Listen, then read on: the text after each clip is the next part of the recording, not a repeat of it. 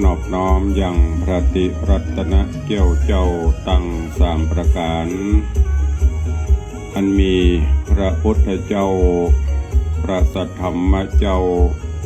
พระสังฆเจ้าอันเป็นสรณะติเปิงตีเคารพนับถืออันสูงสุดในชีวิตกราบคารวะแตบไตไวสาปารมีธรรมพระมหาเถรานุเถระ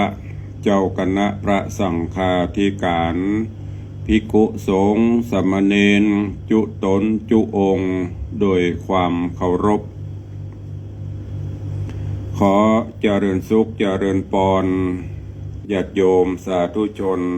ติ่นจองห้องวัดจุหนุ่มเท่าใจยิงก็ขอ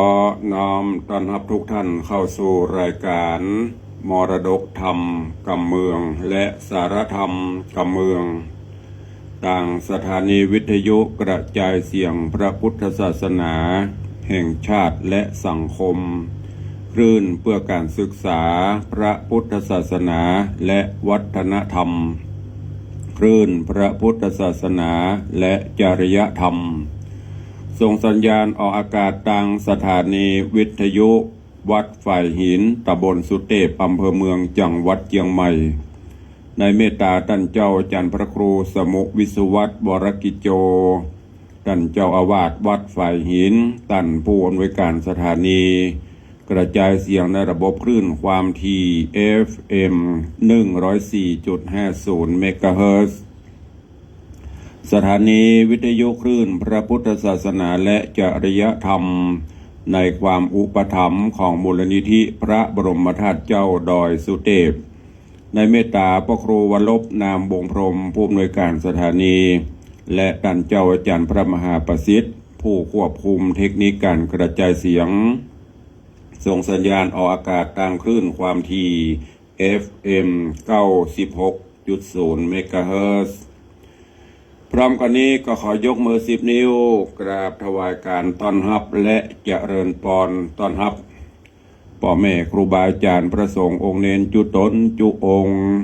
กระโจน FC แฟนรายการญาติโยมสาธุชนทุกท่านที่ได้เข้ามาติดตามรับชมรับฟังทั้งภาพและเสียงการไลฟ์สดต่างหน้าจอเพจหน้าจอ Facebook ไลฟ์ของวัดวังสิงคำต่างหน้าจอ Facebook ไลฟ์ของธรรมะภาคเหนือหน้าจอ Facebook ไลฟ์ของทีวีวัดฝ่ายหินของธรรมะคลายเครียดของท่านพระครูสมุวิสุวัตรวรกิจโจตลอดจนหน้าจอของ FC แฟนรายการญาติโยมทุกรูปทุกท่านที่ได้เข้ามาแล้วก็ได้ร่วมกันเผยแพร่นำธรรมคำสอนเผยแพร่รายการนี้คือออกไปกว้างไกลโดยการร่วมกันกดแชร์เสียงธรรมแชร์เสียงบุญ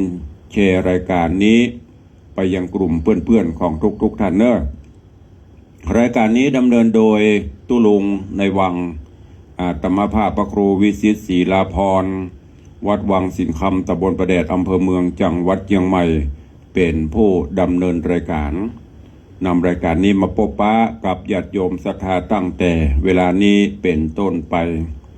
ขอบพระคุณครูบาอาจารย์ญาติโยมครูบาอาจารย์พระสงฆ์องค์เนนและ FC ญาติโยมทุกรูปทุกท่านเนอะทางต่างสถานีวิทยุและก็ทางหน้าจอ Facebook ไลฟ์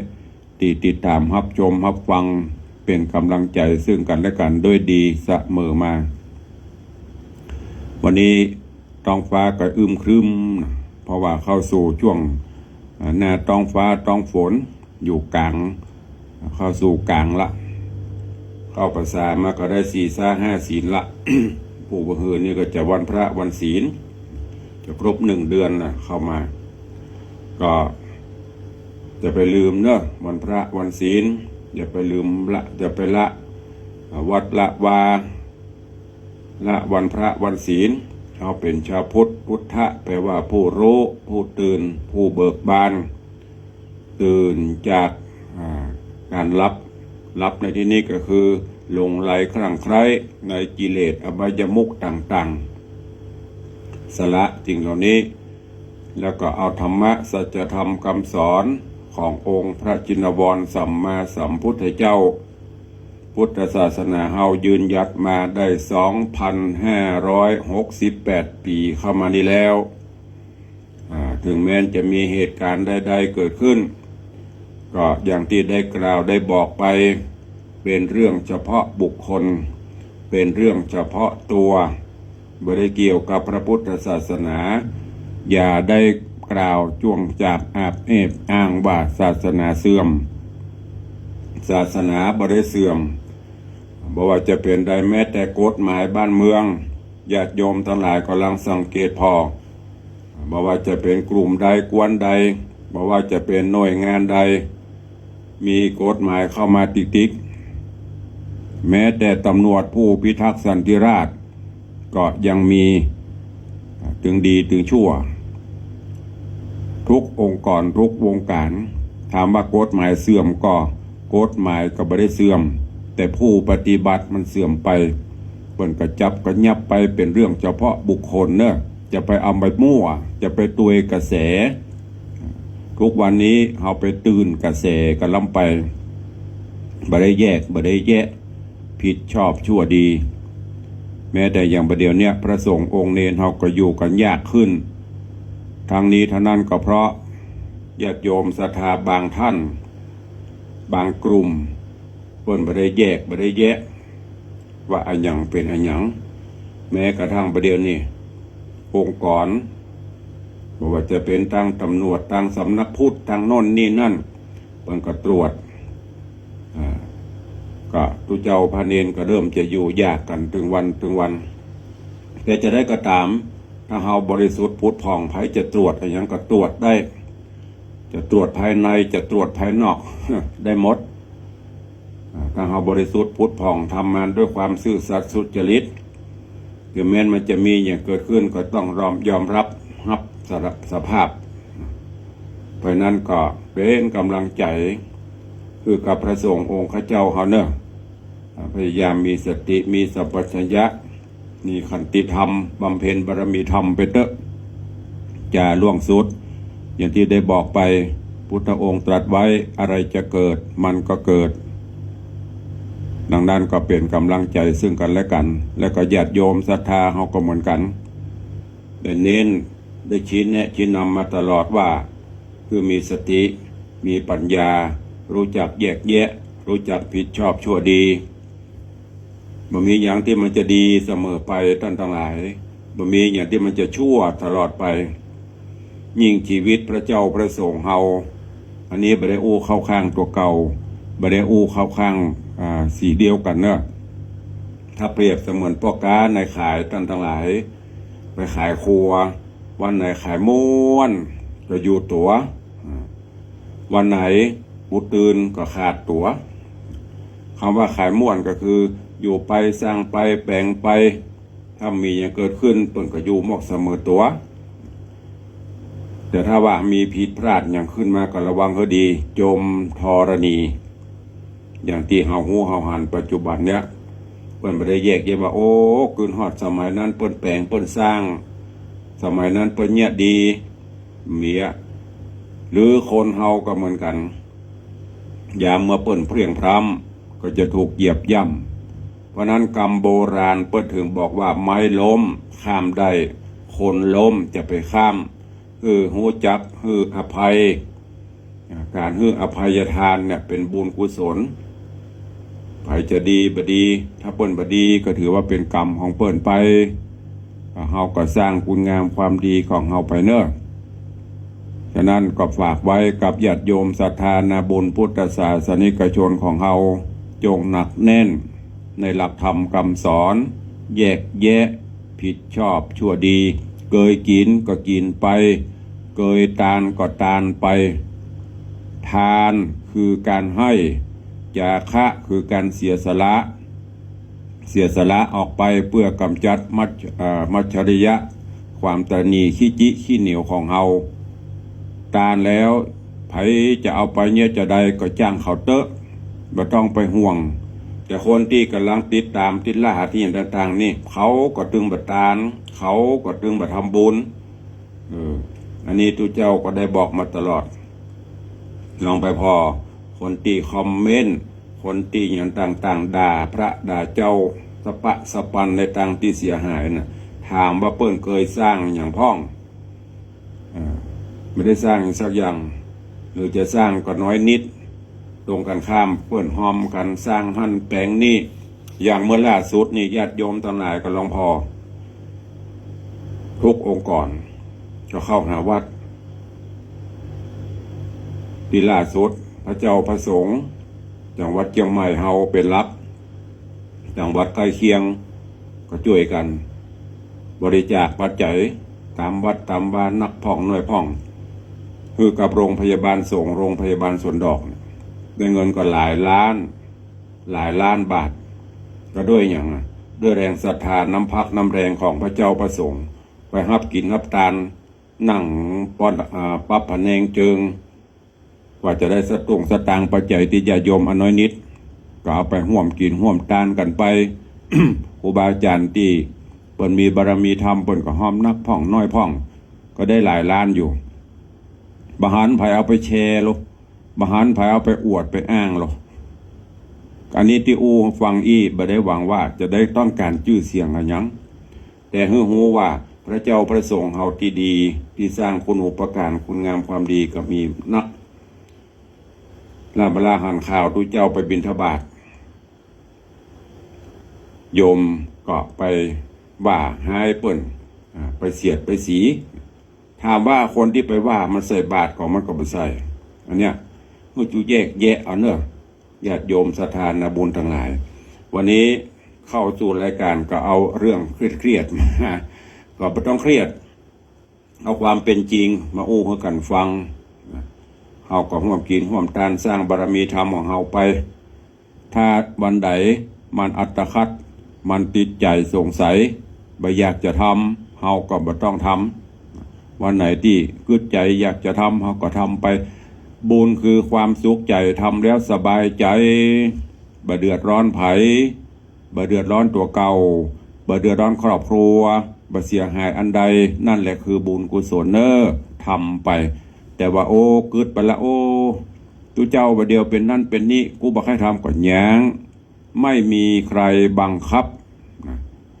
ทำด้วยความเต็มใจเฮาบุญกุศลนั้นใส่จะเกิดขึ้นฝากไว้เป็นข้อคิดเตือนจิตเตือนใจอีพ่ออีแม่ญาติธรรมทุกท่านทุกคนนำไปคิดพิจารณาและก็นำไปใช้ในการดำเนินชีวิตประจำวันเนาะเวลาก็เว้ยล่วงเลยมาปะแป๊บก็เดียวไปละ20 นาทีละก็เข้าสู่หัวใจรายการก่อนฟังพระธรรมเทศนาแล้วก็เดียวมีข่าวสารอันใดก็ค่อยไปอู้ไปจ่าไปตักตายกันในใต้รายการเนาะขอน้อมต้อนรับครูบาอาจารย์และญาติโยมทางหน้าจอ Facebook ไลฟ์ตอนนี้หลั่งไหลกันเข้ามาหลายนักเกเจริญปอนโยมธนวันพูดงามโยมทองคำทิวงคำเนาะกำลังเข้ามาคุณโยมปีหมอมัฒนาอัมพันธ์โยมเป็นอันล่าเป็นอันจรันปิยจันทร์ดอยซิวคุณโยมอย่างนี้สุปรณีรูมาคุณโยมแม่วิน้องแฮกเกอร์โยมสมศรีพรหมเมืองแล้วก็มีวันนี้ท่านเจ้าปเลียงไม่เกต ท่านเจ้าหลวงพ่อพระครูวิสารจริยคุณวันนี้เข้ามาส่องมาพอก็กราบขอบพระคุณในเมตตาธรรมข่าวสารงานใกล้ๆเดี๋ยวจะประชาสัมพันธ์วัดไม่เกตเพิ่นจะมีงานแล้วก็มีโยมปัทมาแจมโรโยมวิไลนวลศรีโยมแม่ปันมีงานโยมสุวรรณอินใหญ่เนาะกำลังเข้ามาหน้าจอโยมสลินทิพย์บุญเลิศแล้วก็มีพินันอิโสมเตปินอันนี้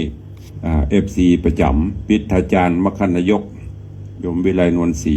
ขอบพระคุณทุกท่านเดี๋ยวถ้ามันตกหล่นไปจะไปตักตายใต้รายการเนาะ เข้าสู่หัวใจรายการก็คือพระธรรมเทศนาเรื่องแปะคำที่ได้น้อมนำมาเทศนาขึ้นสู่ผูกที่8วันก่อนนั่นผูก7จบไปก็มีเวลากระลวดขึ้นหัวผูก8วันนี้ก็เป็นผูก8ตอนที่2ในตอนที่แล้วก็มาถึงตอนที่โพธิสัตว์เจ้าหลังจากที่พ่อพญาพันธุปฏิราชได้ใจคืออู้ง่ายๆอย่างที่กล่าวในตอนก่อนหาต่างกันแกล้งเปิดนี่เด้อหาต่างที่จะกำจัดโพธิสัตว์แปะคำเนี่ยก็ประกอบกับพ่อพญาฝันบดีแล้วก็โหนซ้ำมาเข้าข้างแถมตายไปในทางที่เข้าทางของพ่อพญานั่นก็คือจะเกิดเหตุการณ์กาลียุคในบ้านในเมืองก็จะต้องไปช่วยกัน โดยเฉพาะคือเคยถึง6 คนนี่ไปปฏิบัติเพื่อที่จะให้เรื่องราวต่างๆดีขึ้นเบื้องต้นพ่อพญาพันธุสั่งให้เคยถึง6 คนไปเสาะไปหาราชสีห์หรือว่าสิงห์มูนี่เพื่อที่จะเอามาในบ้านในเมืองจริงๆแล้วไม่ใช่คือจะกันแกล้งนั่นละ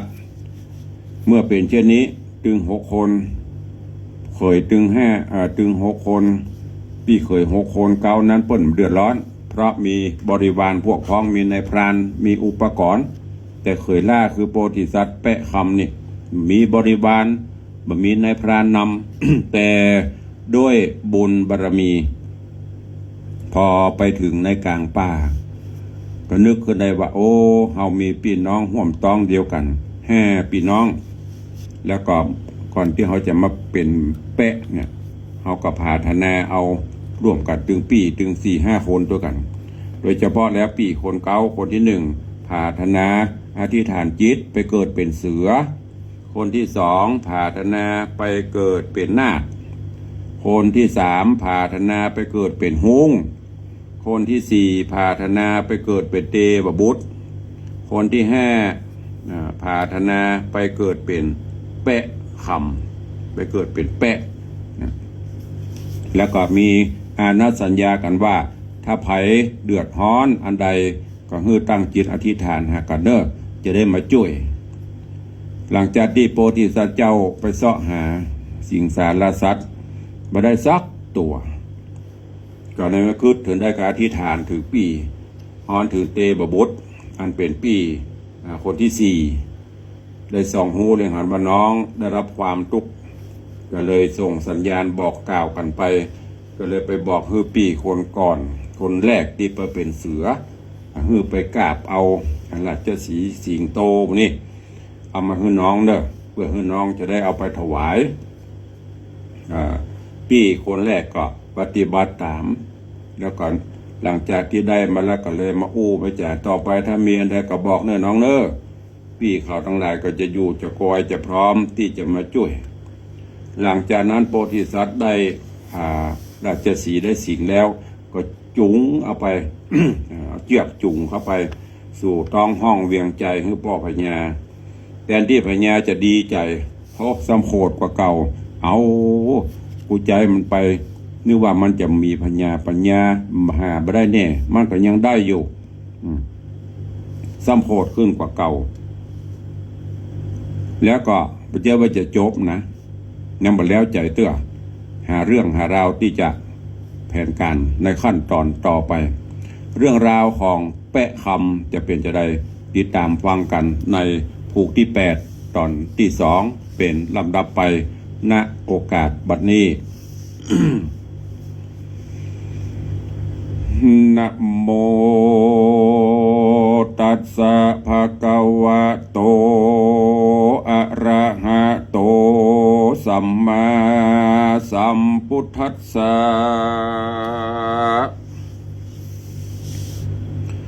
สาธโว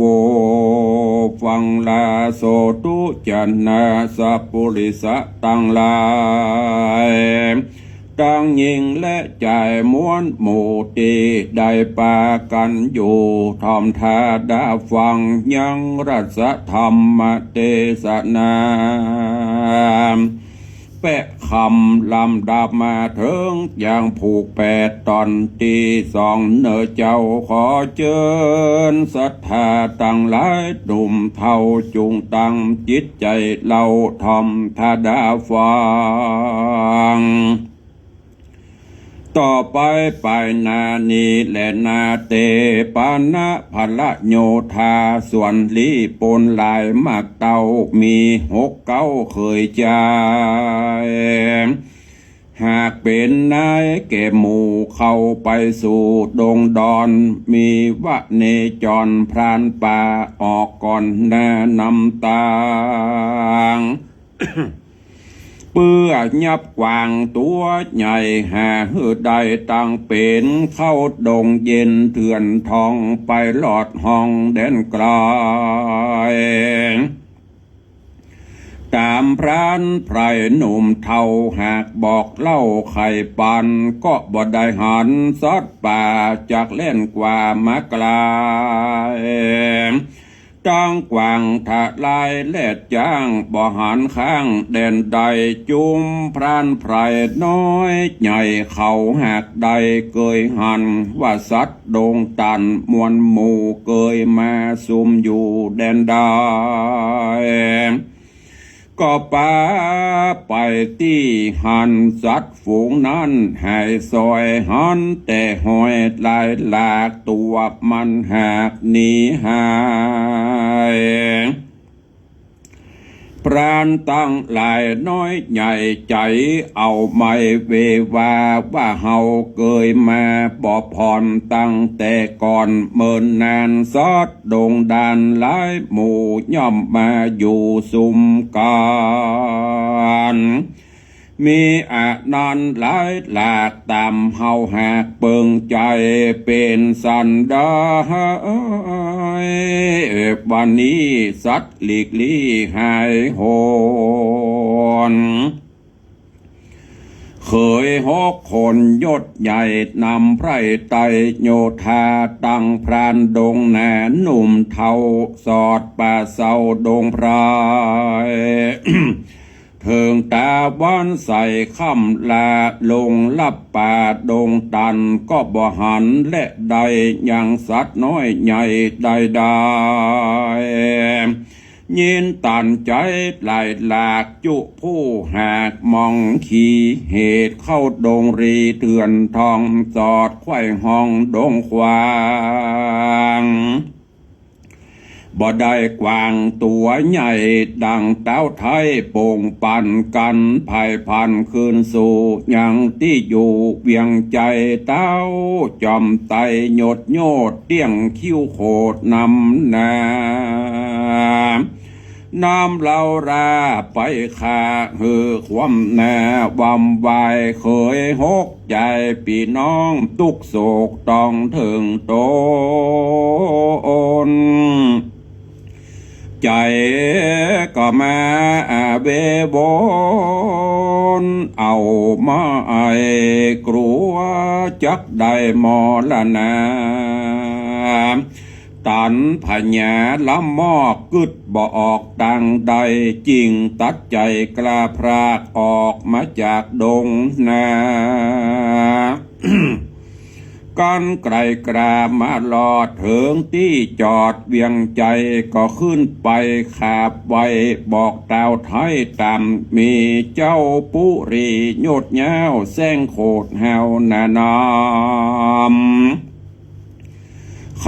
ยังกำหยาบจ้าห้องเอิ้นด่าพระภายวาสู่6 ใจนี้ใส่หากเงาใบปะลา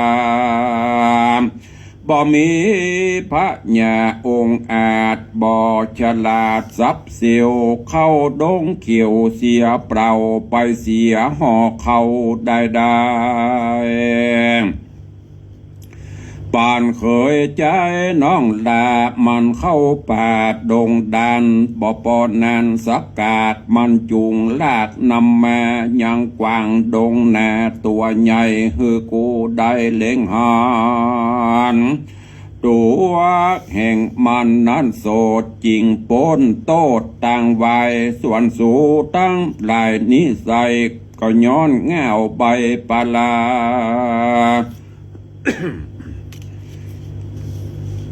บ่ตามอาจญากูเต้าผู้ภาพดาวเวียงใจกวนนำไปค่ำคาฮือความแน่บำบายเต้าว่าสู่ตั้งหลายนี่เล่าผิดแต่แลกเก้าหัวตีกูจักผ่านนี้ภายโพดงดเว้นโตดวางตำกันพิษแถมกำไปแน่กูจักคาบัดเดียวสู่จุงเร็วคืนสู่ยังตี้อยู่ภัยมันกันเจ้าหอจันทิราชกล่าวเสียงขาดสุดปลายเคยหอกใจเจินปีติตื่นจมบานต่างย่อมือสั่นต่างเกลาไว้เต้าเจ้าสับปานแล้วป้ากันคืนสู่ยังที่อยู่แดนตนก็มีหันแลนาตาโตโอปะลังทัดนั่นไปนาตนเจ้าฟ้าผู้บานอันโหละจานบาปเศร้าได้บอกเล่าปันไม่ยังอุบายอันใหม่เพื่อจักใส่ตันตะกามฮืดหนอขุนทำยอดซอยจริงกะได้กัดฮือได้กลาดกร้อยว่ำไปจริงเรียกเคยตั้งหลายน้อยใหญ่มาพร้อมไฟจอมกันแล้วไข่ปันกล่าวจี้ฮือแจ้งทีขี้แย่ว่าบัดนี้นากูป้อเกิดใจต่อขะนิ่งหวังไข่ได้ป่ากังตัวใหญ่ยาวฮือได้ปอว่าเพื่อจักเอามาปล่อยไว้ในสละใหญ่โบกคลนีเถิงแย้มดีมาหอดตาวันตอดลงแรงจากไปแย่งพ่อคอยเฮือจืนจ้อยเจยบานโซจุงไปเสาะไซฮือได้หานำมาคนใดหาบ่ได้กูจักใส่ตันตะกรรมคือนำไปคาโดยดาบกระคมบางก่อนเจ้าห่อควางธิราชกล่าวเสียงขาดสุดปลายเคยตั้งหลายจุโพต่างพร่ำหูตามกรรมแล้วก็ย่อมือตำตั้งกระเอาไว้พ่อเจ้าผู้มีต่างละนี่คืนสู่ยังที่อยู่แดนตนเคย6 คนผู้ปี้มีใจกรี้เจยบานว่าตามวังทานจุดาวย่อมมีป่าข้าวป่ากังตามบวกวังหนองร้องอยู่นอกห้องปลาเกยหันมาหลายหลากหาบ่ยากดิลีเครื่องมือมีหลายสัมดาพร้อมพรำจูประการแล้วก็ปาปริวารมวลมากออกไปจากเวียงใจตัวกันไปเป็นถอยนับร้อยเป็นตรารีบไกลกราใบหน้าไปสู่ต้าวังทานก็มีหั่นเลยนะส่วนว่าเคยใจน้องซอยหนอพระยอดซอยบุญพายเจ้าคนเดียวได้เตียวกว่าไปสู่ตาวังทานอธิษฐานเกิดหอดถึงปียอดสายจอยแต่เมื่อในจากก่อนอันเกิดอันไปเกิดในบ่อนนาคนาคาเป็นพญาแห่งนาคฤทธีมากนานอม ว่าข้าขอข้าแด่องค์ข้าปีไทยบัดนี้ตุกเอาไม่เลยรนมาถึงต้นข้าน้องอันอยู่ห้องต้องปาลาเหตุพญายดแยวผู้ภาพดาวปุรีอาจยามีตกใส่หือหาปลากังใหญ่ไปถวายตานกูดหมายจี้บอกหือแยวสี่ศอกเป็นตราการว่าหาบอดใดเต้าจักใส่ตันตะกรรมกือหือนำไปขาหือความแน่เมื่อมอนข้าอาบอนลำโลนเตี้ยงบ่อโปนมรณาเหตุว่าหาบอดใดยังปลาใหญ่ตามกรรมตั้งจิบจำเหตุแน่งก็บ่ได้แต่งนำมาบ่เคยได้เมียดไว้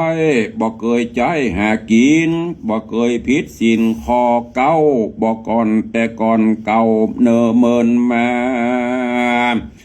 คือปานาติบาทบอดได้ขาดมัวดำขอองค์คำเจ้าปี้มีใจกรี้คุณแนะนำป่ามาหือข้าอย่าได้จ้าบัดเดียวข้าจักเร็วข้าจักเร็วรีบหาวนำไปถวายเต้าปาลาส่วนพญานาคใหญ่หูแจงไข่ในใจก็เร็วไวด่วนหาวออกจากดาวพังกาพดขึ้นมาไปไตแม่น้ำใหญ่วังทานนำปลาจีนหวานตัวใหญ่มาวางไว้ต่อตาม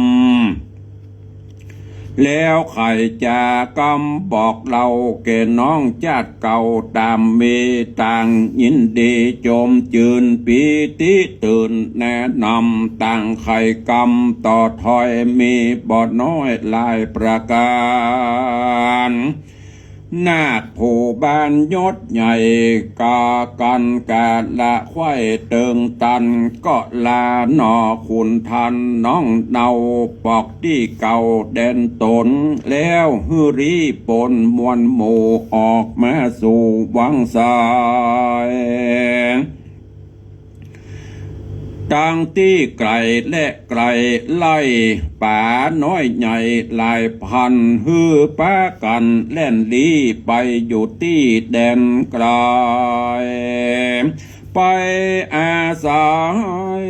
ลืบทำที่ขุนน้ำไกลตาหนอพุทธาที่ไว้ได้ปลาใหญ่ดังมา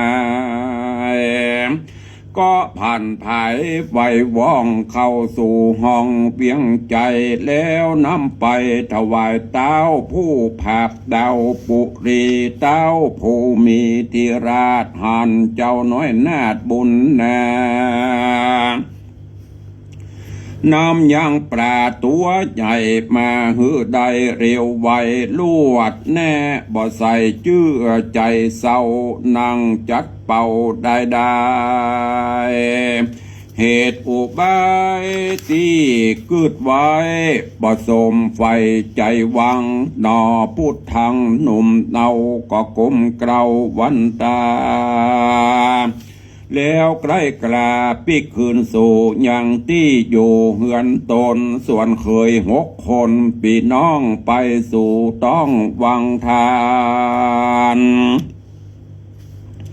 กาปาลิบานมาอาเต้าตั้งหนุ่มเท่ายิงใจเพื่อคงควายเสาะสอดหายังยอดปลากังตามบวกวางน้องร้องไข่จุห้องนาพองอาสาลงน้ำงมเสียงซ้ำวังใส พ่องก็ตอดแห่ไปจุแห่งพ่องก็ลากเน่งจกตกจำป้าบ่คำลงค้างอยู่ต้าตั้งแดนดอยจูวางสายเปล่าจอยตั้งปราใหญ่น้อยนี่หายกุ้งนิ้วหลายแต่ก่อนก็บ่หอนหันมีต่างบองขี้เอาไม่เหตุบ่ได้อันใด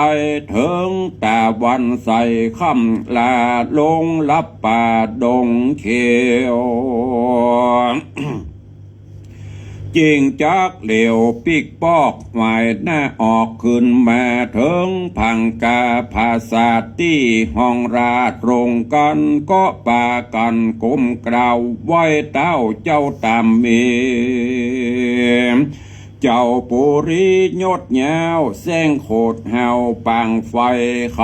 กำไปห้องดาโดยกำหยาบยาดนาก็มีหันเล่นนาตาโตโอโห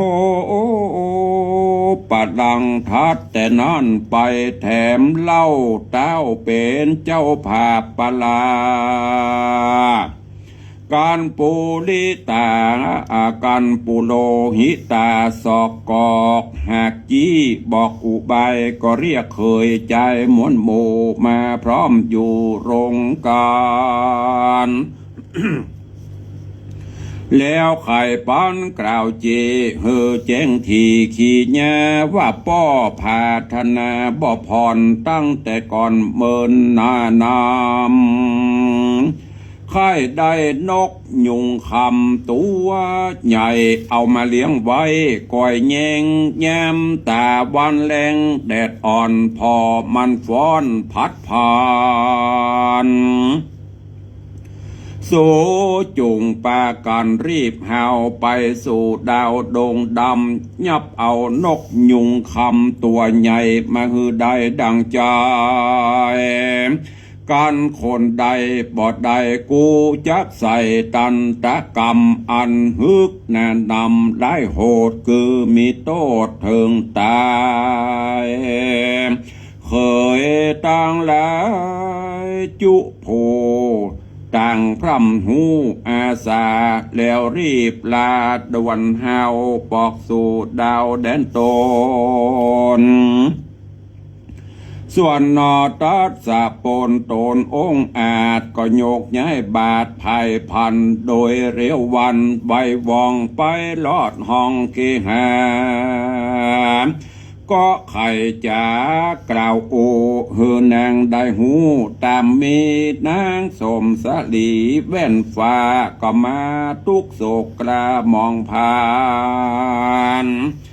เหตุพระผู้บานป้อไทยโตกแต่งใส่อุบายมีมากลายพรำมาพร้อมพร่ำบ่หูเสียงซ้ำลายโหนเพื่อฮื้อตนเคยลาได้ความแน่เมื่อมอนสลีบังอ่อนยอดซอยรีร่ำถอยลายประการแล้วก็มาดาอาหารห่อเข้าฮือเกเจ้าบุญมีก็มีหันและนานิติตังขี้เนสังวันนาวิเศษจาห้องเหตุธรรมเทศนาเปะคำลำดับมาถึงผูกแปดก็บังโกมสมเรศเดชพระธรรมเทศนาแปะคำลำดับมาถึงผูกทวนตีแปดปริปุณนางลงโป่งวางไว้เต้าอีก่อนเนาะก่อยติดตามฟังกันไปเนอะค้างแถมลายผูกลายตอนอยู่เนื้อหาเรื่องราวในตอนนี้หลังจากที่พญาเจ้าเมืองพันธุมติราชนับตั้งแต่โคดเกียรติโพธิสัตว์เจ้าหรือว่าโคดเกียรติคือลูกสาวคนล่าวิมลาตีไปปบปาปบฮัก กับแปะคำหรือว่า โพธิสัตว์แปะคำทำให้ป่อพญาโคดว่าสร้างความอับอายขายหน้าแต่ว่าเรื่องมันเป็นไปแล้วก็จำเป็นต้องเปลี่ยนไป แล้วก็บ่คือได้อยู่ในหัวในวังละคือไปอยู่นอกเวียงนอกวังปุ่นวันหนึ่งก็ไปฝันให้ว่าบ้านเมืองเกิดการรียุคเกิดความฮ้อนหายไปถามโหนอันนี้เล่าทวนเพิ่มกับเนอะไปถามโหนโหราศาสตร์โหราจารย์โหนก็จะมาตำนายผิดเพี้ยนไปแหมหาว่าจะเกิดความฮ้อนหายกับบ้านกับเมืองต่างที่ดีต้องลูกเคยตึง6 คนนี่ไปเสาะหากวางคำเอามาแก้เคล็ดแก้อย่างกวางคำสิงคำมูนี่ป่อพญาก็เลยต้องออกอุบายใจครั้งแรกไปหากวางคำเคยตึง6 คนเพื่อนเพียบพร้อมมีนายพรานนำร่องนำไปมีบริวารมีอุปกรณ์ต่างๆตรงกันข้ามโพธิสัตว์เจ้ามีสักอย่างมีแต่ความดีมีแต่บุญแต่ว่านึกถึงว่ามีพี่มีน้องห่วมต้องที่เคยสัจจะอธิษฐานสาบานปฏิญาณต่อกันแล้วก็ไปเกิดตามเพศตามที่ต่างๆว่าจะเป็นไปเกิดเป็นนาคไปเกิดเป็นเสือไปเกิดเป็นหุ่งก็พัฒนาเอาสุดท้าย พี่คนเก่าที่ไปเกิดเป็นเสือก็ไปไล่ต้อนไปกราบเอากวางคำเอามามอบคือโพธิสัตว์เอาไปถวายพญาเจ้าเมืองส่วนเคยตึง6มันเป็นปีไม่ได้สักตัวปีกมาเปล่ามาได้แต่งเข้ามากราบมาทูลป้อพญาหุง แต่คือจะกำจัดคนล่านก็แต่งทะลิโคดเกียดโอ้สู่เขานี่ใจไปได้การเคยล่าคนล่าปนปอซอกหามาล่ะแต่งโคดแต่งเกียดแผนการต่อไปที่จะกำจัดก็ออกอุบายว่าเขาได้ปากกั้งปากกั้งตัวเงาๆปุ่นเป็น2-3 เมตรปุ่นปลาที่ไหนหน่อยยาว2-3 เมตรเมื่อไปเสาะมาจะเอามาใส่สาระใส่หนองไว้ในวังยามแดดลมตกจะเป็นนั่งพอเมื่ออาจยาออกจากอีก็จำเป็นต้องไปเคยตึง6เขาบ่เดือดร้อนหรอกตามแผนการไปเสาะก็มีได้สุดท้ายก็ยังการโพธิสัตว์เจ้าก็ไปวิงวอนหาปี้ที่ไปเกิดเป็นนาคขอมาช่วยปี้ที่เป็นนาคก็มาช่วยเอาป่ากั้งป่าคังมาป่ากั้งเอามาแล้วก็บอกบริวารทั้งหลายเนี่ยไปไล่ป่าเนอะป่าที่อยู่ในซอกในมุมเนี่ยไปลบอยู่ในหลืบในอองปุ่นจะไปออกมาเขาเพียง6 คนไปเสาะกับได้สักตัวเอาเข้ามามาเสาะเอามาถวายป้อพญากับสนหน้าบึ้งบ่ให้อันนี้หรอยังได้อยู่กันนี่เขาจะไม่รู้ว่ามันบ่ได้นั่นน่ะยังได้อยู่รอดตัวไปเคยถึง6มากับแต่งดาพญาน่ะแผนการที่3เริ่มขึ้นแต่หมดเริ่มขึ้นจะได้ตอนนี้ไปใจไปเสาะนกยุงคำ เอามาจะมาเลี้ยงไว้ในปราสาทราชวังยามมันแอ่นฟ้อนแดดอ่อนลมตกปุ่นจะได้บ่ได้จะได้กล้วยติดตามฟังในตอนต่อไปเนอะอันเนี้ยสาธุชนญาติโยมทั้งหลายความกลั่นแกล้งหรือว่าความเกลียดความโกรธความไม่ชอบแน่กันครั้งหนึ่งผ่านไปก็ยังแล้วใจเตื้อหาอุบายโดยใจอำนาจบาดใหญ่ในทางที่ผิดบ่ฮู้จะคิดจะอ่านหาทางกันแกล้งเปิ้นระวังตอนตายจะเป็นจะได้ก้อยฟังไปความโบราณกรรมนิพพานให้ทุกข์แต่ท่านทุกข์นั้นจะปีกมาถึงตัวจะไปกันไปแกล้งกันอยู่ด้วยกันไปเอาธรรมะเอาศีลเอาธรรมเนี่ยก็จะทำให้มีความสุขเนอะติดตามถ้าฟังกันไปในเรื่องของแปะคำมาถึงผูก8แล้วเด้อมีถึงหมดกัน10 กว่าผูกวันนี้ขอโปร่งวางไว้เต้าอี้ก่อนค่อยฟังกันต่อไปเนาะขอบพระคุณทุกรูปทุกท่านเนอะที่ได้เข้ามาติดตามรับชมรับฟัง ในการสถานีวิทยุก็ดีตั้งบ้านตั้งจองก็ดีเนอะวันนี้ก็มากันหลวงหลายอย่างที่ได้บอกไปแต่ต้นนะ ก็ขอขอบคุณอนุโมทนาบุญเนอะกับญาติโยมทั้งหลายเนื่องจากอย่างที่ตุลุงได้บอกประชาสัมพันธ์ไปก็ปีนี้ในวันที่21 สิงหาที่จะถึงนี้ ก็เป็นวันทำบุญอายุวัฒนมงคลครบรอบ62 ปีของตุลุงแต่ว่าปีนี้กับประชาสัมพันธ์ญาติโยมใครว่างก็เชิญมากินข้าวน้ำมาจำข้าวตอนตัวกันเนอะก็จะทำบุญง่ายๆเรียบๆปีนี้มีการนิมนต์พระเจ้าพระสงฆ์ในตำบลเขานี่กับปอละ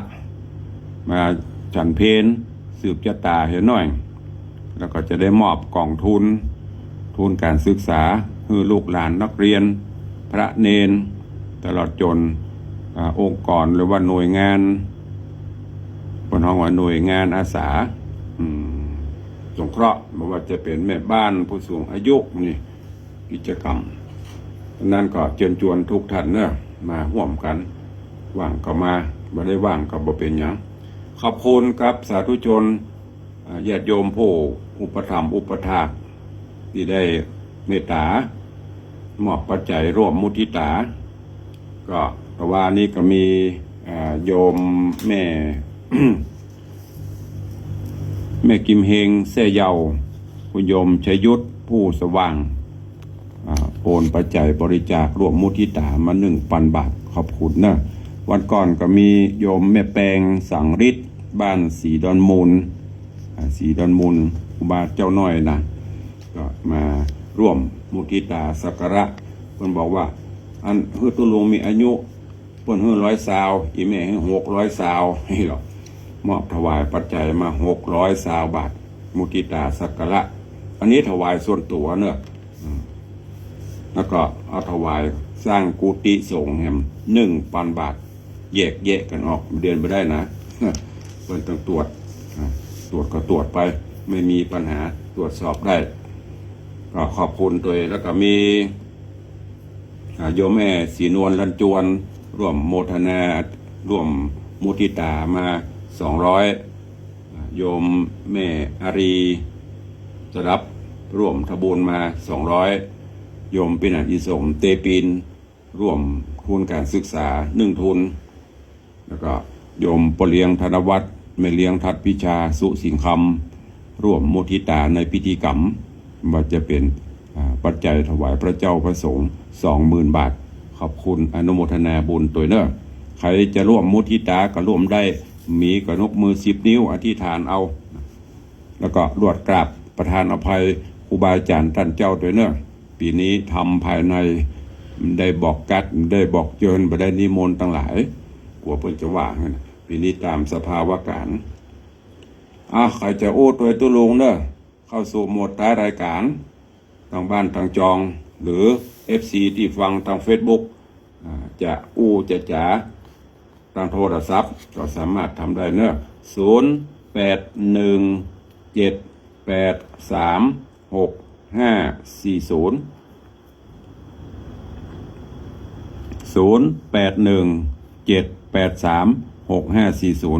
ของท่านเจ้าหลวงพ่อพระครูวิสารจริยคุณนี่ก็เดือนกันยากะลืมไปละมีใบลิขิตข้างนอกมันได้เข้ามาเดี๋ยววันต่อไปก็มาประชาสัมพันธ์ให้เปิ้นอันนั้นเปิ้นกำลังได้6 ขวบปลายเหมือนกันนะเปิ้นเป็นรุ่นปีอาวุโสกว่าตุลงแต่มีความเพียรพร้อมเด้อก็1 ในสันทรายวัดเปิ้นนี่ม่วนได้ใครที่บ่เคยไปก็เจิญเด้อท่านพระครูเปิ้นปากรวดเจิญไปแอววัดเปิ้นค่ายหารเมืองเพชรเมืองผีมีฮัดบดม่วนเสียงเปรตห้องวิ่งบ้องๆนั่นน่ะแล้วพระครูเปิ้นฮู้เปิ้นมีเนี่ยก็เปิ้นห้องวิสัยทัศน์กว้างไกลจัดพัฒนาวัดได้รับรางวัลหลายรางวัลชุมชนต้นแบบดีเด่นดุเดือด ได้รับหมดเนอะแล้วก็ได้เคารพนับถือกันกินตาลแม่แก้เปิ้นบ่เคยละบ่เคยลืมตุลุงสุดเด้อเพราะนั้นก็ฝากไว้ตัวเองอันแม่แก้เงินปอ เสยล้อลักเล่นเนี่ยก็มีโอกาสนักวันเกิดนี่นะเมตตาเนอะแป่งต้นอันก็ต้นพระป่าขี้เมียงสักต้นเนอะตาลกังทะละกำนันนั้นมอบถวายสมทบสร้างกุฏิสงฆ์โฮงหลวงวัดวังสิงคำไปเนอะบารมีธรรมหลวงพ่อจะได้เกศกล้าตัวฝากไว้ตัวเนอะเอาพ่อสมานว่าจะได้ว่าได้สดร้อนจากเตามีหยังนี่หยังถามใหญ่ๆฮะแล้วก็หูละนาเมืองแกนนะคุณสมานยาวิชัยนะว่าจะได้นึกว่าจะห้าสั่งข้าทานสัก20,000อีสาธุเนอ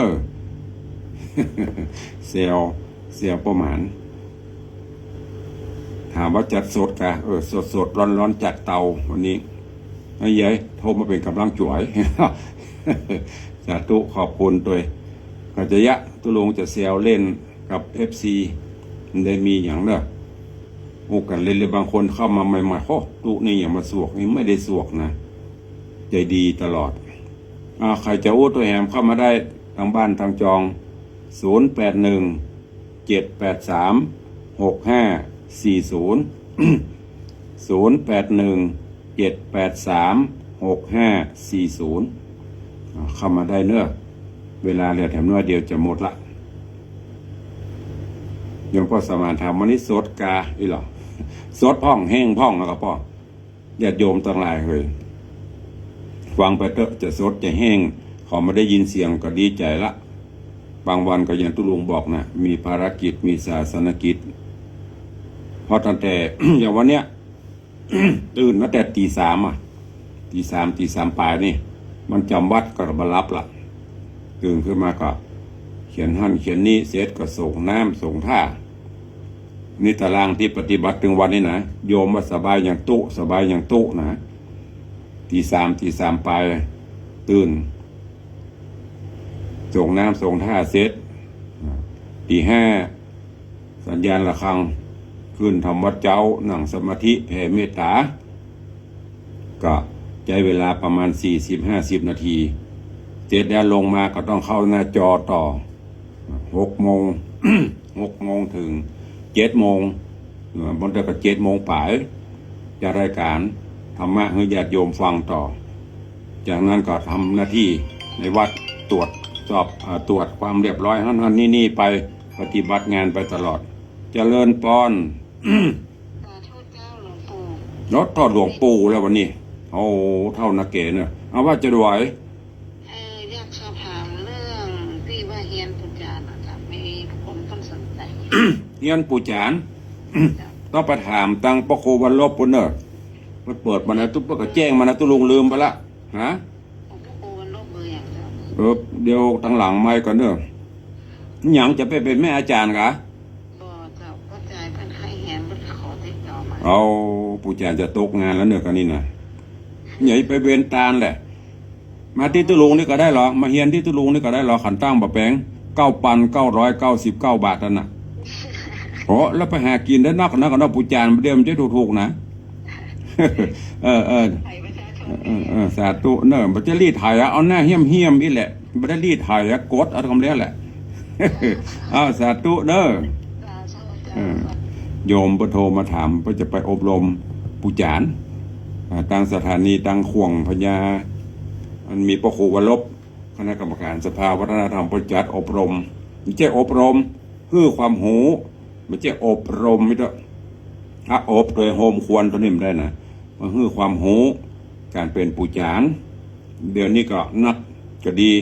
ช่วยกันฟื้นฟูอันไหนที่บ่หูจะได้หูนะถ้ามีเวลาก็ไปนับตั้งแต่กำไหว้กำสาไหว้พระสวดมนต์ราตนาศีลราตนาธรรมกรรมสุมาขวดตาลโมนี่เบนตาลขึ้นเต้าตังซีอันเนี้ยปากไว้นะไปนี่ก็ไปเหียนได้